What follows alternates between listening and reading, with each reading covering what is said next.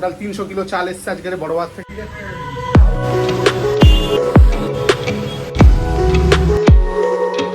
সৌদিকে কিন্তু আমার বিরিয়ানি হাঁড়ি নেমে গেছে, আর হাঁড়ি নামানোর সাথে কাস্টমারও চলে এসছে। সেদিকে আমার হাঁড়ি অর্ধেক হয়ে গেছে, ভিডিও করতে পারিনি। আর আজ একটু চাপে আছি, কারণ বড় বাজার থেকে চাল আসার কথা, 300 কিলো চাল আসার কথা। চাল এখন আসেনি, চাল গাড়িতে আছে, বৃষ্টির জন্য চাল আটকে আছে, পরে আসবে। এবার চাল যতক্ষণ আসছে আমি আমার হাঁড়ির বিরিয়ানিও বসে দেওয়া পারছি। এখানে কাস্টমার বসেও খাচ্ছে, পার্সেলও হচ্ছে, যে বাড়িটা ভালো আছে অন্যদিনের তুলনায়। বাই দ্য ওয়ে, আমি পার্থ, আর তোমাদের জানাই আমার চ্যানেলে স্বাগত। আর ভিডিওটা যদি ভালো লাগে তাহলে তোমার ভাই চ্যানেলকে সাবস্ক্রাইব করো, আর রেঞ্জে এসে বিরিয়ানি খেয়ে যাও।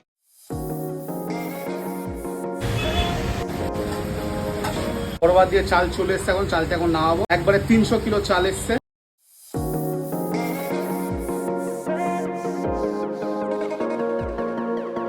ওদের কিন্তু আমার বিরিয়ানি শেষ হয়ে গেছে, আর এবার আমি বিরিয়ানি বসিয়ে দিয়েছি।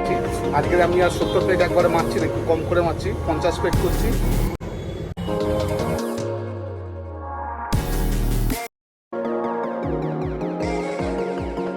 দিয়ে কিন্তু আমার বিরিয়ানি শেষ হয়ে গেছে, ভাতটা অনেকটাই ভালো। আর এবার আমি আরেকটা বিরিয়ানি বসিয়ে দিয়েছি।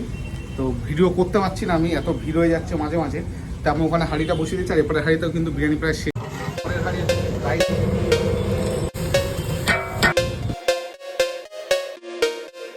ওখানে কিন্তু হাঁড়ি নামিয়ে দিয়েছি, আর হাঁড়ি নামানোর সাথে কাস্টমার চলে এসছে। এটা প্রত্যেক দিনের নিয়ম।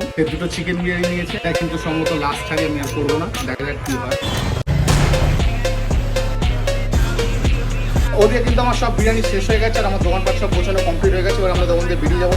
আজকে বাড়িটা কিন্তু অন্য দিনের তুলনায় বেটার ছিল, 4টে হাঁড়ি বিরিয়ানি হয়েছে টোটাল।